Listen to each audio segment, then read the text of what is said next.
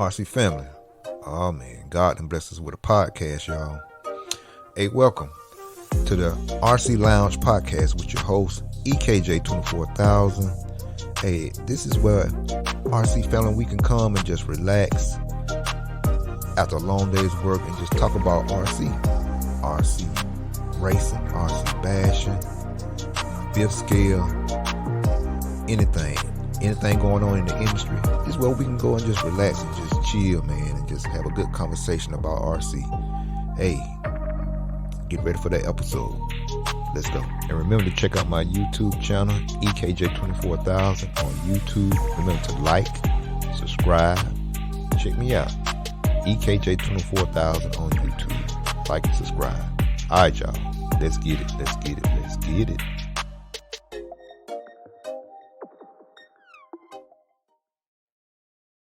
What's up, y'all? Welcome to another episode of the RC Lounge.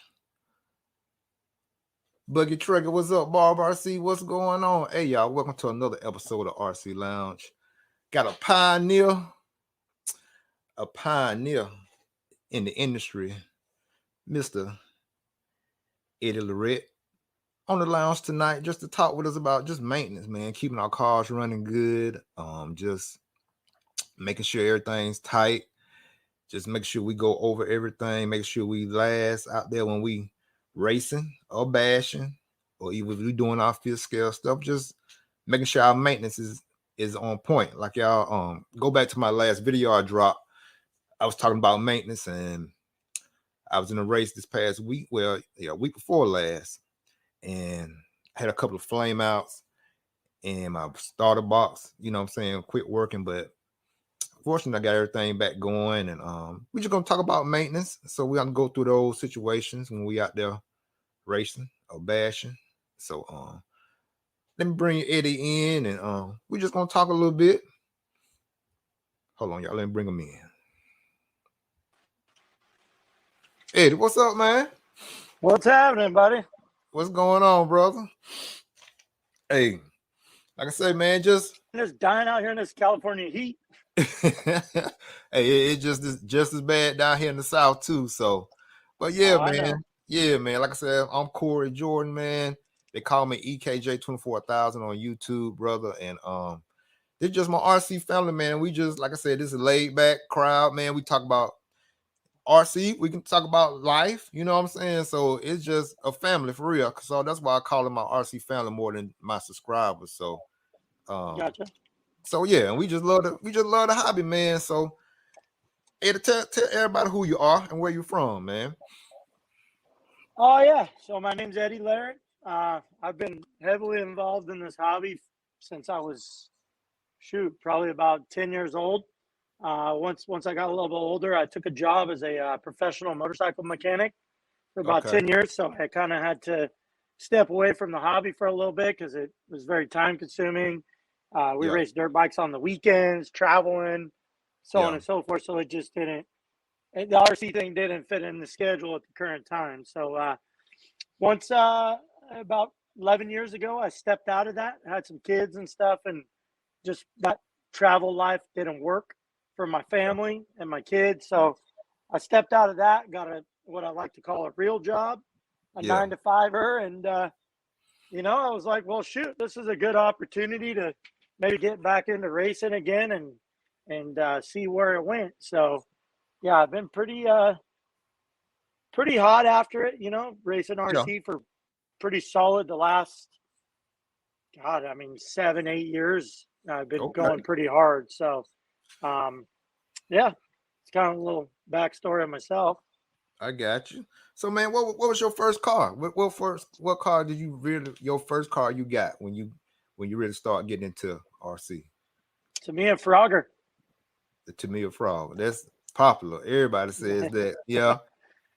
So I live. My dad bought me my first car. He lived in Northridge, California, and we lived on a golf course. So our backyard was wide open and everything. So I thought, well, man, this is going to be awesome. I could take it off down the hill onto the golf course and drive it all on the golf course and try to jump some stuff. Man, I Mm-hmm. set that thing down on the patio, grabbed the throttle, and made a left and went straight into the swimming pool. And that was the end of my Tamiya Frogger. So you tried to see was that Tamiya frog or for real frog, huh? Exactly. It was looking for a lily pad. That's what's Yeah, up, so man.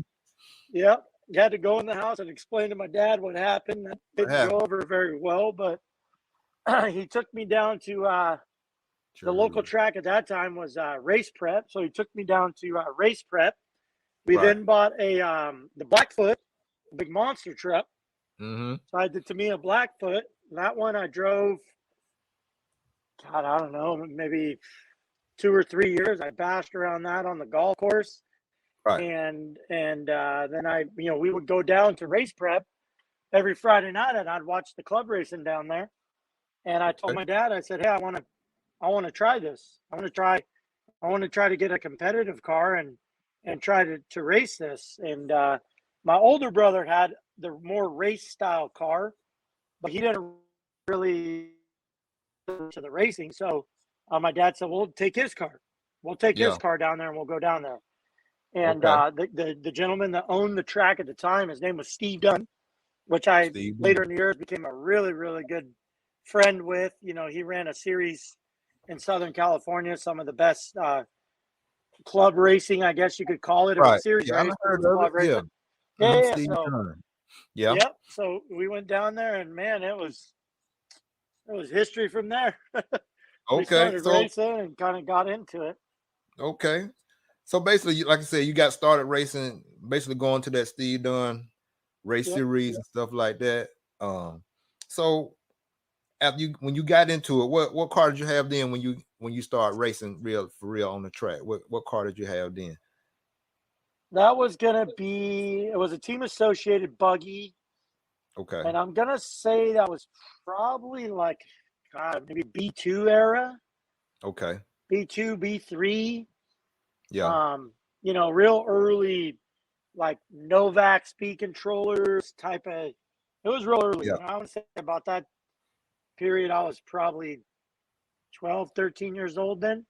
Okay. Okay. So what from now, man, um what classes did you run? I know that B2, B3, that area was electric 10 scale Yep. era. So what all classes did you develop Just, into? I started in, obviously rookie. Back Right. then they had a rookie class or a beginner. Mm-hmm. And I hung out there for probably about 5 or 6 race weekends. So, Okay. almost 2 months. Yeah. And then they, Steve and Marty Korn was actually big at that track. Chad Bradley hung out Right. there a lot, and Okay. I don't want to say those guys mentored me or anything, but I looked up to them. Yeah. And so we, we kind of moved to the sportsman or the stock. Back then it was 19 turn brush motors. We didn't have brushless back then. Mm-hmm. But my parents were divorced, so my racing was kind of split. I would spend weekends down there in Northridge, and then the other weekends that I would race, I would spend in Santa Clarita at a track called Fast Lane Hobby, which is now known as Hot Rod Hobbies. Hot rod. Okay. So, yep. So I spent a lot of time there. When I got there, that's when I got kind of linked up with some of the other kids. There was a younger kid, Doug Scripture, who ran for TLR. He was a hotshot local kid. Uh-huh. Obviously, Jimmy Babcock, Cody King, Jerry Tebow. They all kind of came through that track, as young kids as me. So I kind of hooked onto them, and they were kind of who I looked up to at that time. Jeremy Courts was Yeah. another really, really fast racer back then, who actually is one of my really good friends now. So, Okay. Yeah. I'm supposed to yeah, have man, I'm supposed to have courts on here in the near future. You know what I'm saying? yeah, We had it planned out, but life happened, so we had to for reschedule. sure, So yeah, for he sure. coming back on, and maybe I can bring you back both, then we can double Yeah. team up Oh, and yeah. talk about some stuff. But yeah, but Yep. okay. So you did the electric, and like I said, then you did the tour drive buggies, and so Uh-huh. what else did you get into? When did you end up getting into like the nitro side of it and all So I that? transitioned I transitioned to a gas truck. Jared Okay. Tebow's dad, Bruce Tebow, Right. I bought a gas truck, and he took me up to the shop. They were running for Team Associated at the time. He took me up Mm-hmm. to the shop there at Fast Lane Hot Rod, and basically laid me out. Hey, this is what you need. Buy all this stuff. Give it to Right. me, and I'll build it for you. So I gave it to him. He built it for me. I raced gas truck for quite a few years, and Yeah. then somebody brought out a Kyosho 777, Okay. and Yeah. the Good. guy Yeah. drove it. The guy drove it one. That was a scale buggy. Drove it one time, and he was like, "I was saying for me, I've always had a two-stroke motocross background. I rode dirt bikes my whole life. So the minute I Yeah. saw all that, the Yeah. scale of it, and how noisy it was, and what it could go through without having any, breakage or anything like that, I said." The guy came off the track and he's like, "Man, he was upset. I'm selling this Right. thing. I'm over it." I said, "How much Yeah. you want? How much you want? I I'll take. buy it right now." I And take it. That's yes, right. that was Yeah. it, man. I gave me a price. I called my mom. "Hey, can we get this?" My mom Mm-hmm. said, "Sure. If that's what you really want, we'll get that." So I got it, and that was it.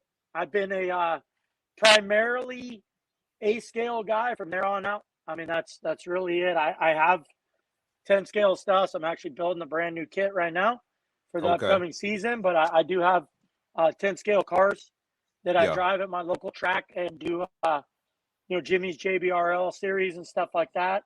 I don't do any of Cool. the bigger events in 10 scale. It's Mm-hmm. I'm more an A scale guy. I like the longer races. I like Okay. to sit up there, and race your way into main events. Not I just got have two crashes and the race is over.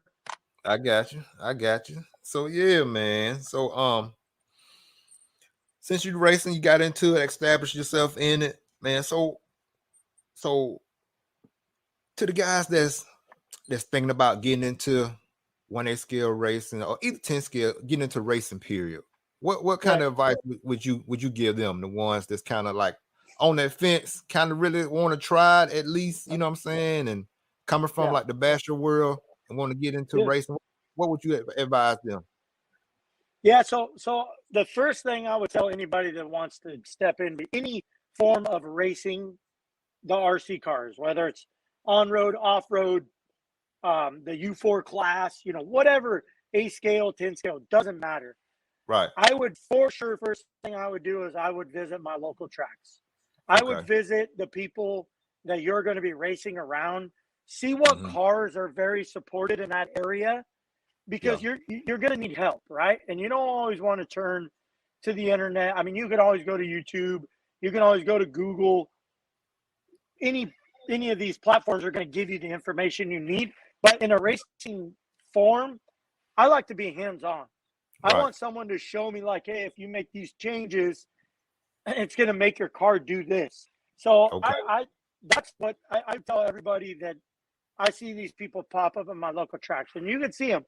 They're sitting in the bleachers with their mom and their dad, their kids. It's usually on a Friday night in, like, say, Thunder Alley at the park where there's baseball going on. They venture Right. over after the baseball game, and you could see the enthusiasm in these kids. I mean, they're just glowing to want to get one of these cars. So the Hmm. first thing is, yeah, see what's supported in your local area. Know if you break an arm, you can walk into the hobby shop or you can see a local racer and he's going to have that part to keep you Yeah. running. That's Because, it. like anything in the world nowadays, everything's so expensive. So to get a car going is pretty hefty fee. So, like, I try to explain to some of these manufacturers as I was managing some of the racing teams, Okay. we can't expect all these people to switch from, say, hot bodies to TLR, go buy all these cars and get all this stuff going to be able to race, and on top of that, go buy $300-400 worth of spare parts. It's hard. So Right. you want to make sure that your local crowd is able to help support. Support. You know, if Mm-hmm. you break a car, you break an arm, you break a shock eyelid, a ball stud, and you don't happen to have that part, you could go to somebody and be like, "Hey, I got the B74.3, or I got the TLR 22 5.0 BK Right. edition. I broke this arm. Can you help me out?" "Yeah, no problem. Here's an arm. order me a replacement, Right. and you continue to race. And I'll be honest with you, man, that's how I made a lot of my friends in RC. That's it. Yeah. I support, I buy a lot of stuff. I race a lot. I have a lot of parts in my Ogio bags that I travel to races with. Uh-huh. I mean, I've given, prior to DNC this year, which is, you know, a large event, I gave a guy a set of caster blocks, you know, which cost me, Right. you know, They're retail not cheap. $70. Mm-hmm. But the guy broke his caster blocks. He had plastic caster blocks. He broke them, and he couldn't finish racing. And I gave him a set of caster blocks, and I didn't tell him. I didn't tell him, hey, you know, make sure you replace those or whatever. I just said, hey, here's a set of caster blocks. Put them on your car. Get running. Get running. About That's it, man. three weeks later, that guy handed me a set of caster blocks back, and I said, wow. That's it. I actually told him, I said, off of good faith, I want you to take the old caster blocks that are on your car now, Uh-huh. give those back to me, and put the brand new ones on that you bought. That's it. I want you to have the fresh ones on the car, not, you know, I'm keeping the old ones for spare, so it's all good. Right. And that's what I'll be trying to tell my family, man. You know, if you're thinking about it, if you're on the fence and you kind of nervous about it, just go on out there and then show your face, make yourself known, just talk around, mingle, talk to the people. And once you get there, we gonna take care of each other because we want everybody to have a good time and come back. And you know, and once eventually we want you to bring somebody with you too. You know what I'm saying? So So yeah, so don't be afraid to talk, even though it may seem like when you walk in, nobody wants to talk. You know, sometimes it may take you to go ahead on and break that ice and just talk to whoever's by you, you know, to get you going and get you in the hobby and get you racing. So yeah, man. So okay, from your racing, man, how did the mechanic situation come about? So, like I said, previous to RC, I was a professional motorcycle mechanic. So I've always had that mentality of helping other people, using my mechanic ability to link up with, you know, somebody that can drive a car a lot better than me. And there's two enjoyments, right? There's obviously the enjoyment of racing and winning. And then there's also the enjoyment of, hey, I might not be as good as those guys, but if I could help that guy in the pit lane or whatever, he wins, we win together as a team, I get that excitement. So I got heavily involved with HB Racing. Victor Guerrero was a team manager at the time.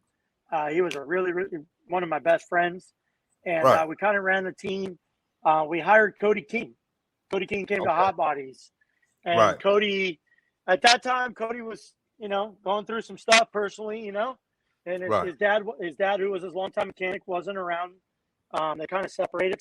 So Cody needed some help. So I told Cody, hey, let me help you out. I talked to the guys at Hot Body, Adrian Bertine and them, and they said, yeah, that'd be awesome, man. If you could help him out on local level, be a full-time, you know, guy basically at the races, so we don't have to worry about that. Wrench on his stuff.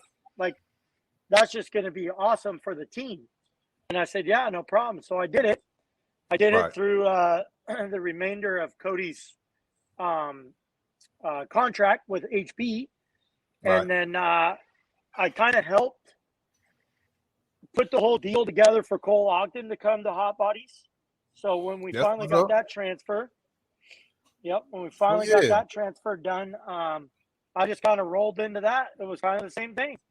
I just rolled in, started helping Cole, flew to a bunch of races as a mechanic. And that was kind of how that mechanic thing took place. That's what's up, brother. From that, you working with Cody King, you working with Cole Ogden, which is Cole's cutting up right now too over there in the world in Spain. He did real good today. I think they had I think the last qualifier, he was on fire. He did real good. So I know he's qualified in the semis right now. I think at least in the top 10. Yeah. So I believe he's sitting 12th right now. So that's phenomenal, good, man. To go to the like we spoke earlier, you know, go to that uncharted territory. You know, track surface and just in an environment that we don't race on. You know, the European Right. stuff's a lot different than Yep. ours. And for those guys to go over there, Dakota Fan, Ryan Mayfield, Tebow, I mean, those guys are talented, right? Obviously, they do it for a living. They could drive, Right. you know, I would say they could drive a shoebox with wheels. But still, Right. to go over there at that level and be able to elevate your game to get into to be a competitive, man, I tip my hat to those boys. You know, that's a lot of Yeah, work. man. It's tough, man. Like I said, going over there It to a is. place you really don't race on all the time, and then you have to, first of all, just adjust to the environment, you know, being in that atmosphere, and then from that go on to racing, and then trying to figure out your setup, and then Yep. trying to get up to speed to the guys that's used to that, you know, surface and Yeah, stuff. And so for sure. I see now. It makes sense. I see why the worlds give you pretty much a week's worth of practice. You know what I'm saying? It makes sense Yes, sir. now. Yeah, it Yes, sir. finally, that light finally went on like today, really, why they had longer than they have now. They had longer than that to Right. practice and get stuff together, but at least they gave you basically 6 days to, you know, get your stuff together and get ready for the main race, which is on, I think it's gonna be on Saturday, I think.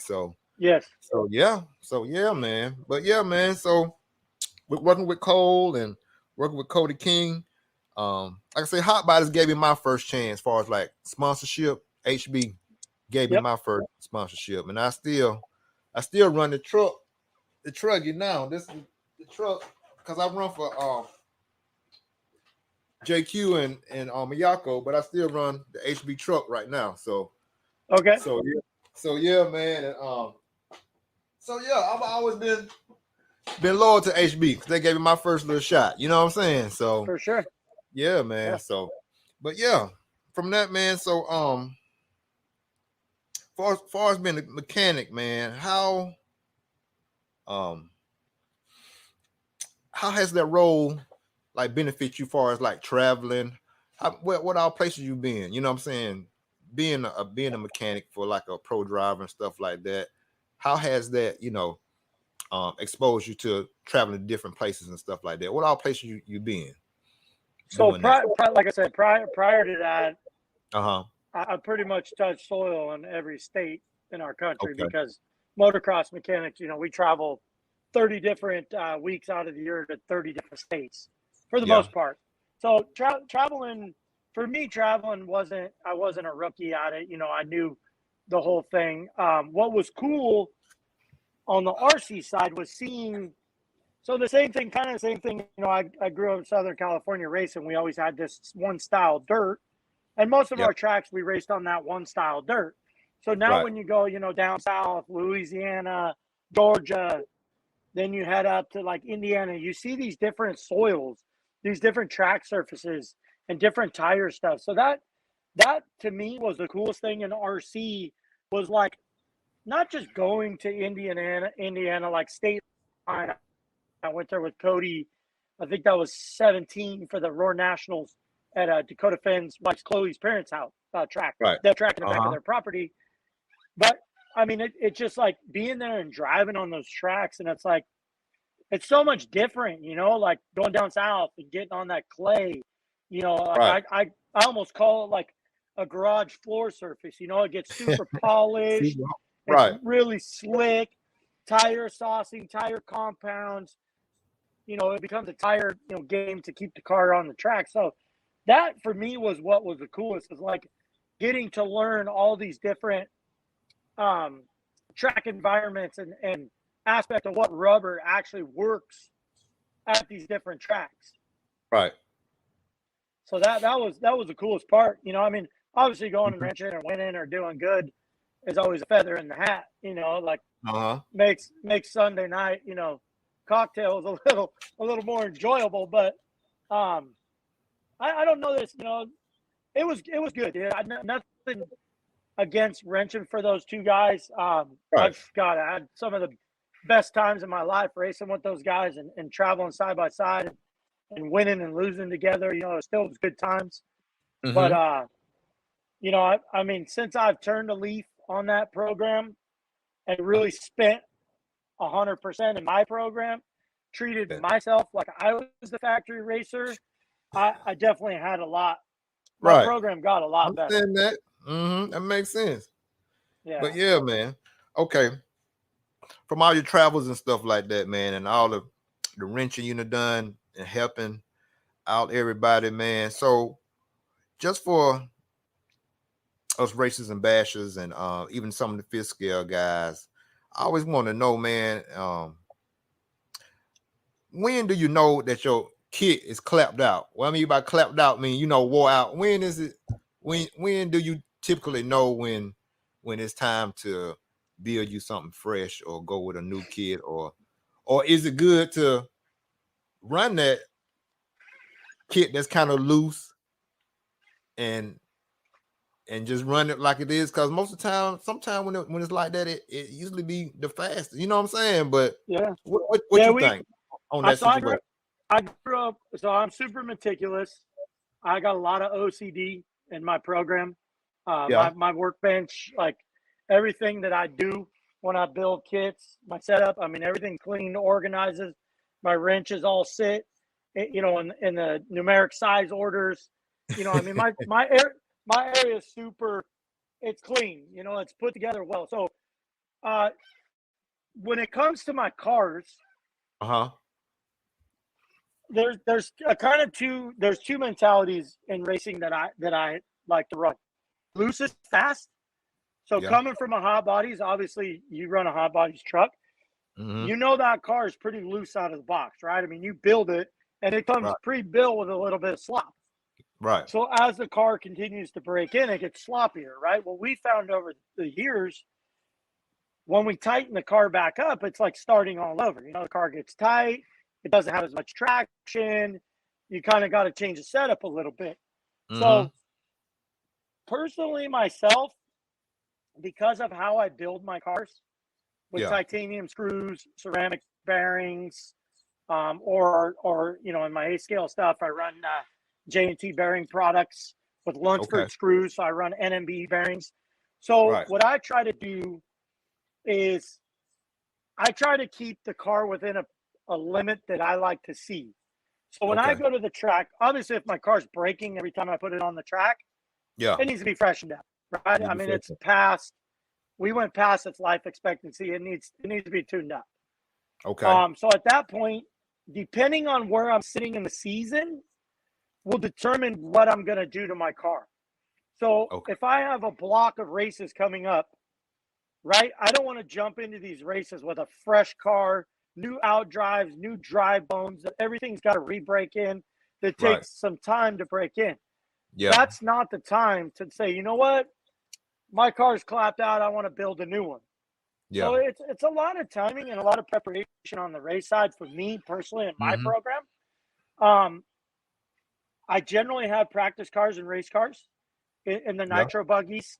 I usually have one e-buggy, one truggy, one two-wheel buggy, and one four-wheel buggy. That's kind of the program that I've ran over the past 3 years, 4 years of racing. Yeah. So my e-buggy and my nitro truggy don't get raced or drove unless there's a part to be tested or there's something I want to try to improve on from the last major race, or I'm at a major race, a DNC, a Silver State, a TNR field race, something of that caliber. I don't bring those trucks to one-day club races. It's a lot of wear and tear on the vehicles. Tires are expensive. Yeah. Fuel, engines. That's not my preferred class. My preferred class is 1A scale nitro buggy. So Yeah. that's the car that gets beat on a week-to-week basis. That's the car that gets brought out, and that's the car that gets drove the most. Okay. So there is, in my eyes, there is no like, oh, I ran 4 gallons through my car. Now I need to put new arms on it. Okay. Or, oh, I did this, this amount of races. I've done 4 JBRLs and I got a summer break. So now I want to do a full rebuild on my car.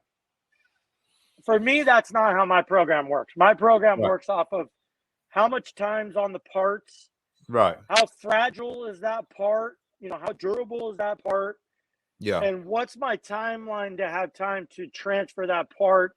Like I'll put parts on my practice car and I'll go Okay. run 2 or 3 days out of the local track, say Drivelines, Outdrives. Yeah. I'll pull those parts back out of that car, clean them up, and I'll put them in my parts bin. So that Yeah. way, if I'm at a race and I ever break an outdrive or a dog bone, it's already pre-broken in. It's ready Already to broke go. in. That makes Put it sense. in the car and you don't skip a beat. Right. So generally, my practice car, I don't have. I mean, I would show you my program, but TLR, we just released our new A scale, so Yeah. I'm in the Yeah. middle of building all my new kits. But I have a cycle, and basically it goes through the practice car, drivetrain parts, go through the practice car, and then end up in the race car. Yeah. And then all the new stuff sits in the box, and I'll have one spare of every part broken, ready Yeah. to go. Ready to Um, go. That makes sense. yeah. That makes So sense. I mean, I travel. Like for instance, when I go to major events, I'll have 2 or 3 sets of shocks already pre-built. These are already pre-labeled with what pistons. This is stuff left over from Silver State that's already pre-built that I know, hey, if the track in the evening, the track gets, colder or hotter, Right. I know these shocks are built ready to go. I pull them out, I slap them on the car. And then when I wake up the next morning and the track's back to smooth and watered, I bring You the put other it over. shocks out. So Mm-hmm. it's not you just got to use judgment. I think that's the Yeah. best way to answer that question. I Is it's got you. all judgment based upon A, what you can afford, and B, how you like your car to feel on the track. Some people On like track. tight cars, some Yeah. people like loose cars. It's all driver preference. And it's not that's why I said it's not like, oh, I've raced this many races and I need to do this. Or, Right. oh, I have 4 gallons on my car, I need to rebuild it. That makes sense.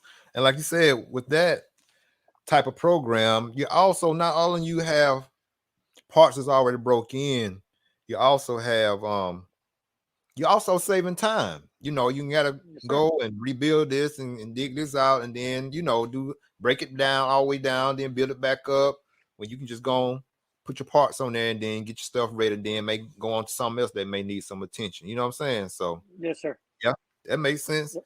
So yeah, Eddie. So what's your checklist, man? When you get ready to prepare for a race, what do you go through what you look at as far as like going through your car? What do you check? The main things you usually check when you get ready to prepare for a race. So if I'm going to prepare for a club race, Yeah. obviously I'm going to clean my car up. I'm going to make sure all my bearings are free floating. I'm going to check my clutch. I'm going to pull my shocks off, check all my hinge pins, make sure I have no bind in my car whatsoever, because Okay. that obviously will make the car handle incorrectly. So, at a club level, that's pretty much all I'm going to do. Yeah. Rebuild the diff oils, probably freshen up the shocks. I'll empty the shocks. I live in elevation. I live at about 3,800 feet, close to Mm-hmm. 4,000. So if I'm going down the hill to race, I'm not going to build my shocks till I get down there, so they don't build up with air in them with the emulsion. But Okay. really, that on a local level, that's all I'm going to do going to JBRL. On a national level, Right. I'm going to start out with a fresh set of arms. I'm going to Okay. check all my hinge pins and make sure nothing's bent. I might replace hinge pins. I might replace O-rings in the shock. 100% going to replace diff O-rings, because the diff Okay. O-rings swell up. Replace all that stuff. New fluids all the way around. That's really it. I mean, on the A scale platform stuff, I mean, these cars are they're built for backyard bashing. I mean, I know we all like to call them race cars, but they're Right. really backyard bashers. They're built durable to get beat up. So, Right. I don't waste parts. I don't waste my sponsors, parts that I buy from them at a discounted price, because I want them to have those parts to sell to the bashers to be able to keep them going. So that's my program before any major event, Yeah. which is in my category is 3 events: DNC, Silver State, and Nationals. Car will always start with a new chassis. I Uh-huh. found in previous years with the TLR stuff, when I start with a fresh chassis, the chassis kind of got an arc to it Right. upward. So as the chassis sets in, it'll get flat, it'll kind of bow a little bit. The Uh-huh. car works a little bit better with a stiffer chassis on it. So Okay. and I'm speaking previous 2.0. I don't have any time on my 2.0 stuff yet, so I don't know that could be the same character, but I'm Yeah. still my program for 2022 Yeah. was phenomenal. DNC, Silver State, and Chris's TNR race. Uh-huh. I forgot. I think I entered 13 classes over those 14 classes over those 3 events, which are all in a block of 3 months, 4 months, Right. So a and lot of pretty run much, time in. Mm-hmm. yeah, pretty much podiumed every class. Won a That's couple what's up. championships and Yeah. a lot of TQs, and yeah, I mean it was really good. So my program was prepared. Me and my Yeah. father-in-law, who does all my mechanicing at the races and Mm-hmm. is my pit guy, we put a lot of work in going into these events, getting the cars where we wanted them, Right. and it showed. It showed, man. We got a lot of hardware and we turned a lot of heads. That's what's So up. That's what's up. that Yeah, that hard work that's paid off. That's what's up, yes, sir. man. Yes, sir. Yeah. So, Ed, I'm thinking about real soon I'll be getting that Miyako kit in, man. And Yep. so when you get ready to build a new kit, man, what's some of the things that you do just to make sure that kit performs like it's supposed to, or even better? What's some things you do? Yeah. So when I build a new kit, when I build a Mm. kit from fresh, any kit, 8 scale, 10 scale, it's 8 scale is about an 8 hour, 10 scale is about an 8 hour build for me, electronics and everything. 10 Okay. scales, it takes me a couple of days to put an 8 scale kit together. Right. Because I'm just checking everything. When you put hinge pins in, you put the arms on, I'm making sure everything's floating. I'm making sure everything's shimmed right. Like a lot of these cars that maybe aren't, you know, a new kit, molds haven't been changed. The molds are getting a little sloppy. Things are coming out of the box a little sloppy. Right. I take the time to make sure everything floats free, everything has the correct amount of shimming. I don't want to see arms too tight. I don't want to see them too loose. I don't want to Okay. see. I want to see ball cups, or tie rods. I want to see them floating. I don't want to see them bound up and stuck because that'll hold arms up. Right. Pretty much every kit I build gets different bearings out of the box. Not Okay. that I don't trust the stock bearings or I have a problem with them. Right. I don't want to have to take this car apart and 10 tanks and replace all the bearings. So I keep a bearing box heavily stocked with bearings, JT bearing products, and I pretty much build all my A scale stuff with NMBs, metal shielded, and I Uh-huh. built all my 10 scale cars with ceramic, oil filled ceramic bearings, Yeah. which, like I said, you get them all from Tyler and Jenny over at J&T Bearing Co. Um, Okay. that's pretty much, and then you're going to look at setup sheets Yeah. for whatever's in your area. You're going to see what option parts those drivers are recommending to run. I know our new car that just came out, we have a few 4-degree inclination spindles. So we changed to a 4-degree inclination spindle on our new kit. So this is Okay. an option part. So this is all built, ready to go in one of my cars. So yeah, it's just, you're going to want to see what option parts are needed in the car. Unfortunately, Right. RC doesn't, no manufacturer, it's not a knock to one of them, no manufacturer sells a car that you build out of the box, you throw it on the track, and it's the best that the car can be. It I can be got you. decent, Right. but it's not the best the car can be. So there's So always a part you're gonna need. what's the parts that you have noticed like building the new Losi kit? What parts you have noticed that it needed to So so our new kit, I grabbed my e-buggy because I'm in the middle of building right now. So okay. our new kit didn't get near the amount of option parts in the kit that you would normally see in maybe some of the other kits, Uh-huh. because we decided, the guys at TLR, Dunford and those guys decided to do what's called like a 2-in-1 kit. So Okay. you buy this kit and you can either build it nitro or you can build it electric. It gives you all those parts in the kit. So when you do that, obviously they got to cut back on some of these aluminum parts because the cost it just would be outrageous. Right. So Makes sense.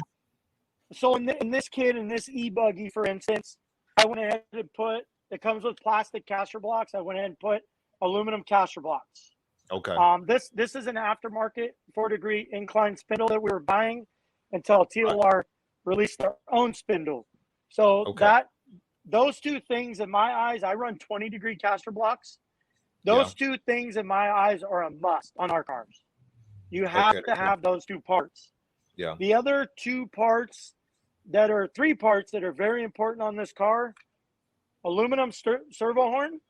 You Yeah. don't want to run the plastic one; it ain't gonna last. We already know that. I honestly wouldn't even put that in the kit. I would just leave it out and let the people buy the aluminum one. It's because it's kind of, to me, it's like false advertisement. You put that thing in there, people build their car with it, especially your newbies, your Right. first timers, your backyard bashers. They build, Mhm. they get excited, they go out, they hit the first tree stump or the first jump, that thing strips. Now they're done. They It's don't over have no with. drive. Right. The other two parts I think that are really important on our car is the aluminum servo saver mount, the top plate. Yeah. That I comes got plastic in our kit. Mm-hmm. And then you're probably really hard to see, but this clamping nut that holds our spring. Okay. So that's another thing. It has a screw in it, so you Yeah. can clamp it down, set your set your spring tension, and then lock it down, Lock it down. and it won't come loose. Other Okay. than that, those are the critical parts you need for the car. Yeah. I've added, this is going to be my race e-buggy for this year and next. So I've added the JT titanium fin turnbuckles. Yeah. I've added, this car has all Lunsford titanium screws on the top. I don't put them in the bottom. There's no need for it. They're just going to get destroyed on the hard track surfaces. Right. And then we do have a host. We have some aluminum rear hubs that are coming out that have the carbon plate, so you can raise and lower the camber link height. We have some Okay. different steering plates that are coming, an A and a B, to change Yeah. your Ackerman status. So we do have some option parts that are coming. They haven't been released yet. So personally, myself, I don't have any feedback on them. I know Barry Baker and Don Vinkelmolder and some of our local guys that help Ryan Dunford with testing. They've all ran them, and there's a time and a place for them. So I got you. there was a reason for them to be made. Right. But yeah, I mean, that's really it. You're just looking. I try to keep my cars as most TLR as I can. If I there's got a part, I mean, everyone knows these right here are like HB shock springs. Yeah. Yellow. Everyone runs them. You I see got these springs on, Mugen cars, Associated cars, TLR cars. right. You'll JQ see them on cars. them We ran all. it on now. Yeah. JQ, yes. Yeah. Yeah. And it's not. I mean, these are Techno springs. We run Techno springs on the rear of our Truggy. Mm-hmm. I mean, there's some parts I think some of the manufacturers finally, they're like, you know what? Instead of going and making a whole new spring line, Right. we'll just buy another manufacturer's spring until it's time for a revision, and then we'll do it. Yeah. Okay. But yeah, I think Will Blevins had a comment. He was wondering, did you see his comment? It was saying that also, he was saying he's swapping out the Outdrives for the 1.0 because of the axle popping out issue. Even when the updated, even with the updated cups, I guess it's still popping out. So Yeah. what kind of advice would you give him for that? So our 2.0 car even was having the same issue, because we have a square pill now, and you can move the arm. You can go wider track width, narrower track width, and we were having an issue with that. So this is a scenario where on my 1.0, I actually ran hot bodies, Outdrives, and universals on the whole car. Okay. So I know that drivetrain. I'm comfortable with that drivetrain because I ran it for so many years. And I decided, you know what? The Outdrive slides right in. You just go back to the old style where you run the shim on the inside to take some of the run out. Yeah. But so I run a hot bodies Outdrive. The hardness of the material is a little bit better. than the 1.0 Outdrive. Yeah. And I think you'll find not only will it enhance the car making the duration, it will Yeah. also enhance the performance of the car. Yeah. He says he had the 2.0. That's what he was talking about, was the 2.0. Okay, So, yeah, 2.0 so he got right to do with now. one. Yeah. 2.0 right now, we're running the Mugen HD Outdrive. Okay. So, and we only run it in the front. You don't need it in the rear because the track width in the rear where we're running right now, because we're running narrow track width, we don't have too many problems with that. The front, Okay. we're having problems with it because we're widening the front pivot, and when the car leans or lands on the arm hard, it'll shoot it out. It'll pop it out. Yeah. I'm pretty sure TLR's addressing that too. Right. Okay. But yeah, man. Hey, y'all, if y'all got any questions, y'all pop them up and we'll let Eddie answer them if he don't mind. I know he got to go in a few minutes, but yeah, man, as far as only thing else I really had, brother, was just when you get your car ready for 30-minute main, 40-minute main, even maybe hour main, what's some of the things that you do to help bulletproof your car to last through those mains? You know what I'm saying? What's some of the things you do? Yeah, so when we're prepping, let's call it for a DNC main event, it could range from 30 to 45 or a Roar Nats, 60 minutes, whatever.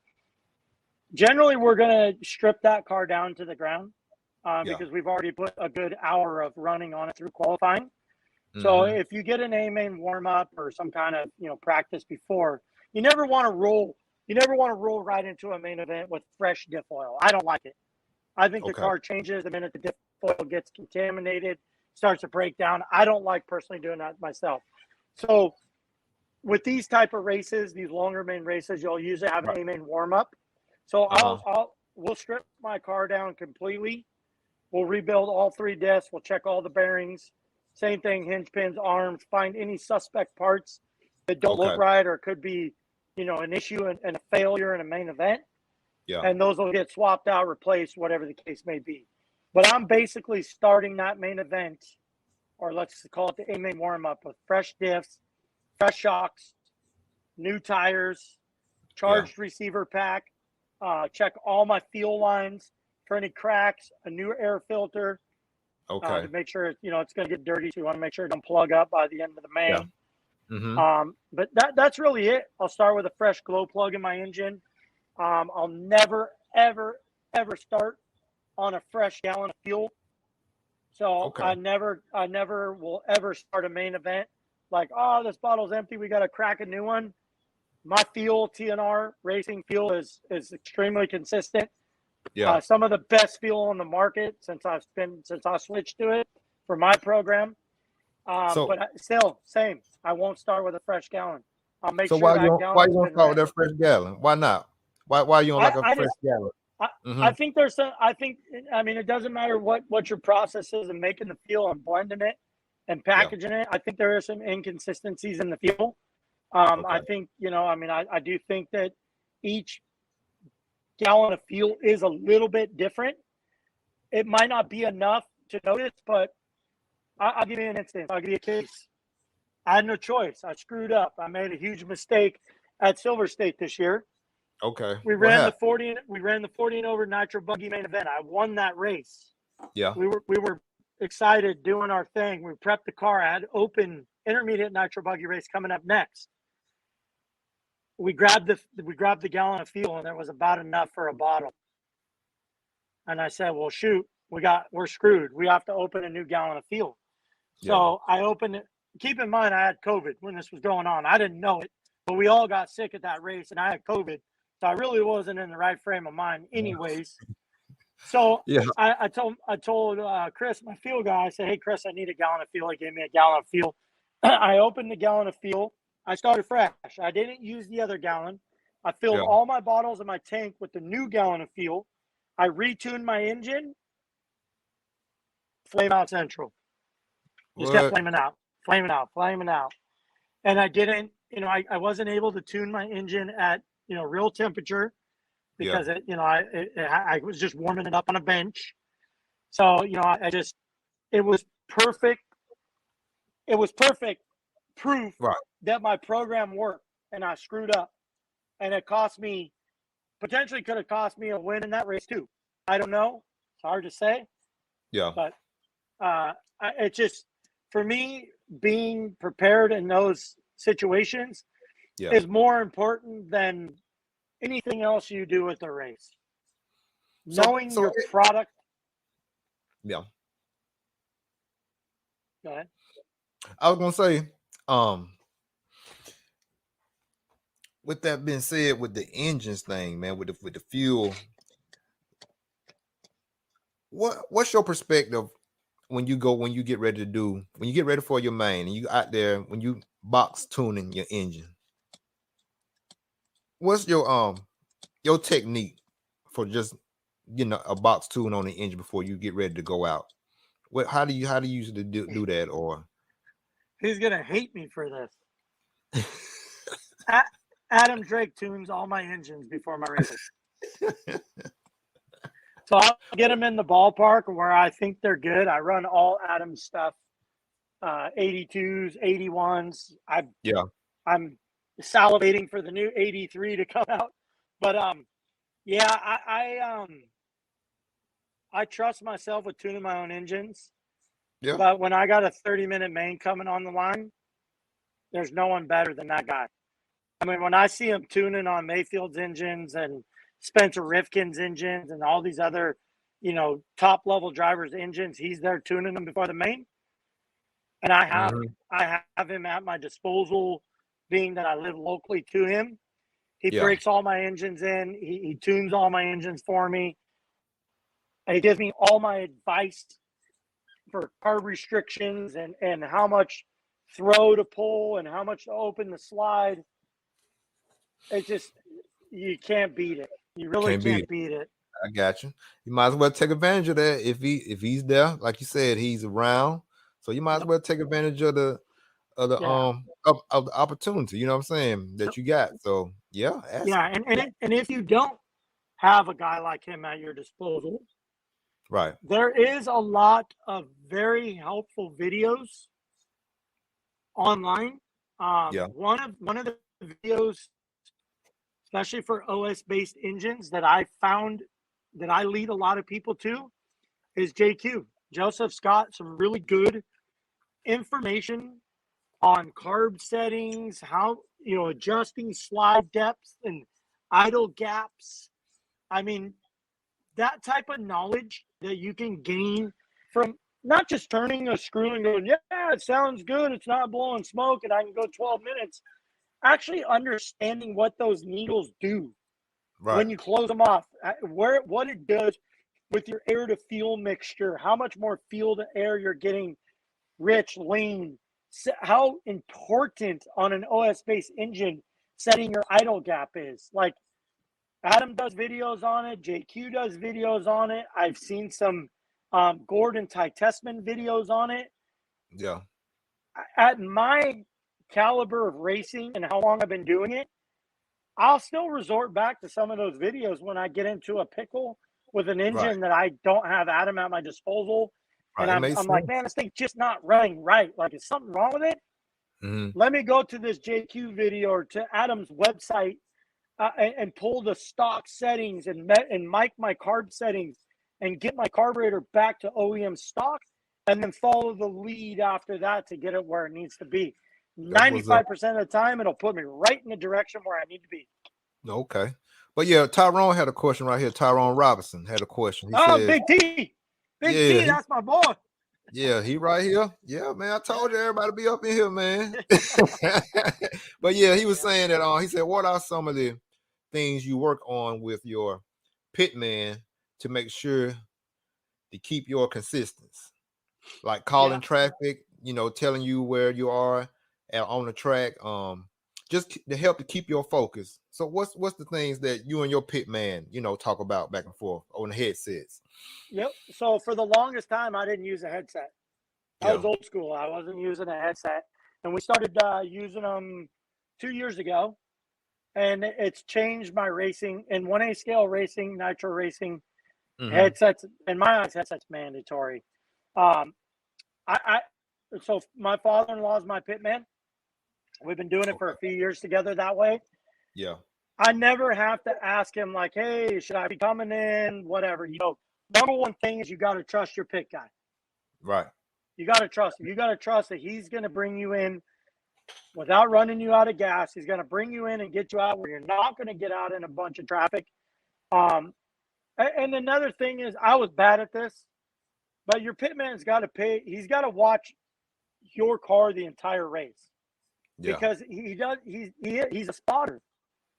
He is a spotter for you. Hey, you're coming up on this section. You got 4 or 5 cars. They're all banging off each other. You got a 12-second lead. Just sit back and let Mm-hmm. these guys single file out and then pick them off one at a time. Boom, boom, boom, boom, Right. boom, Right. and move down the line. Okay. That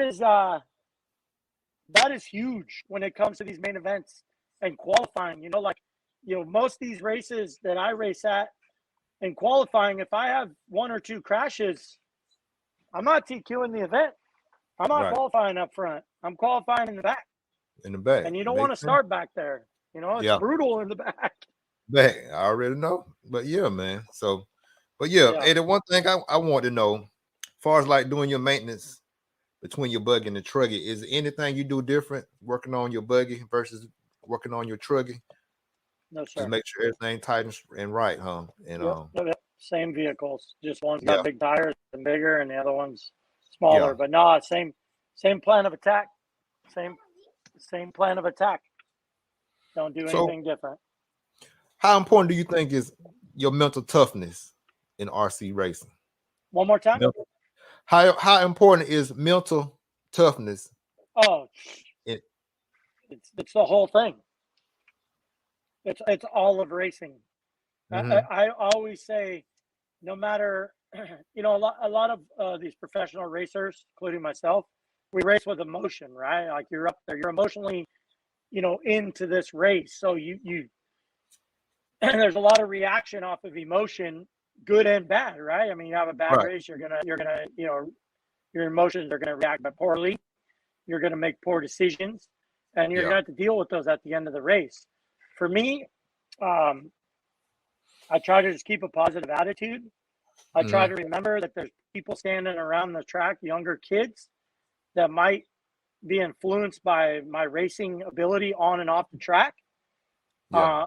My list of sponsors that watch me like a hawk, I expect for me to perform and act in a manner, Right. and so that's what I keep in my mind the whole time. I'm out here racing toy cars and enjoying it, but I'm also got people relying on me to help sell their product. Exactly. And if I make one bad decision or I act poorly, I make a bad decision, that's going to reflect my sponsors too, not just me. Okay.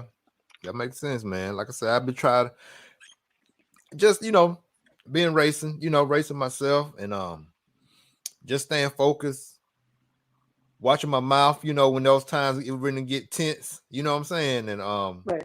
and then with that, with even not only that, just staying focused and locked in on your racing, on controlling your car when it's chaos going on around you, you know what I'm saying, and not get caught up in that.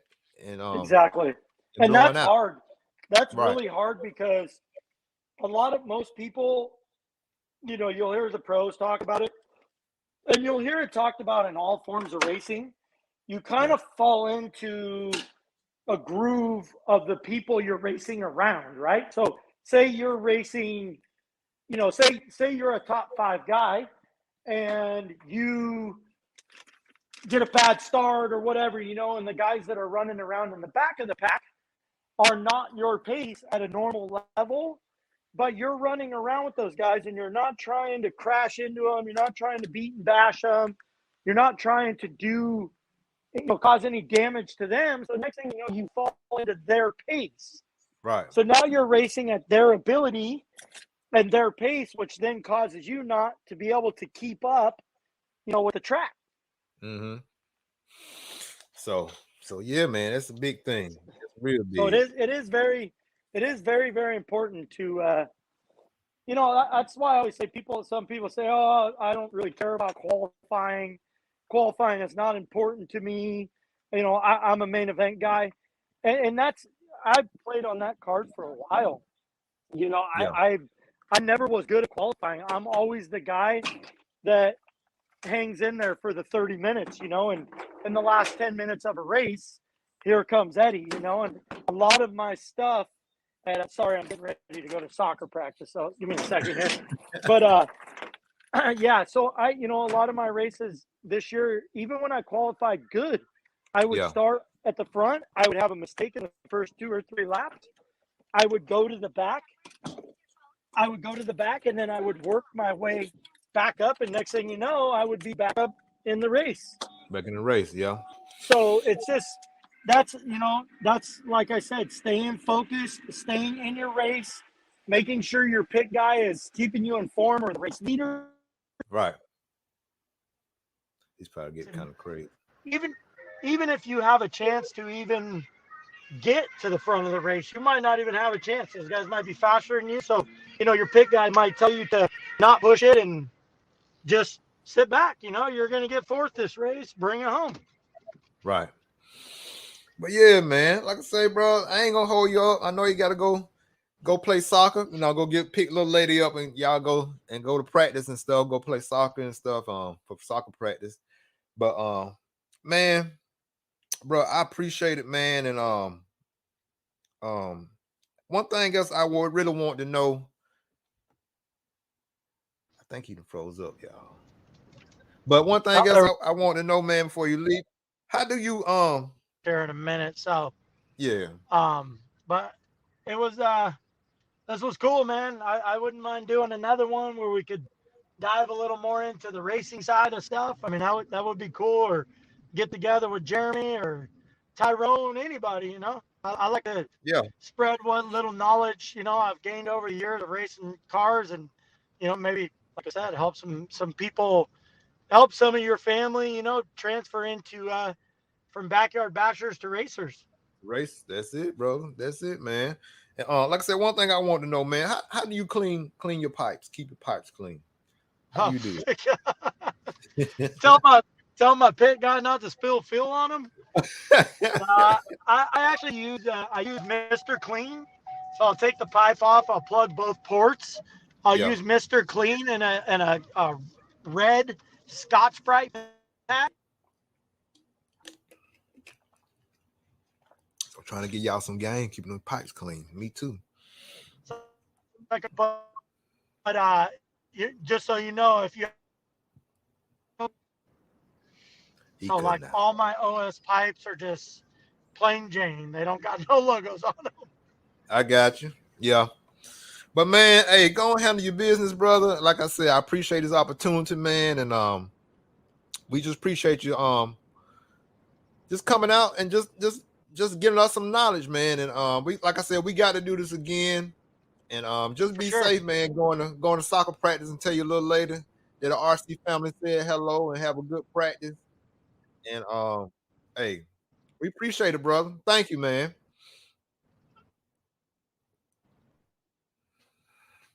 But yeah, y'all, we finna log out, man. And like I said, I always appreciate my RC family.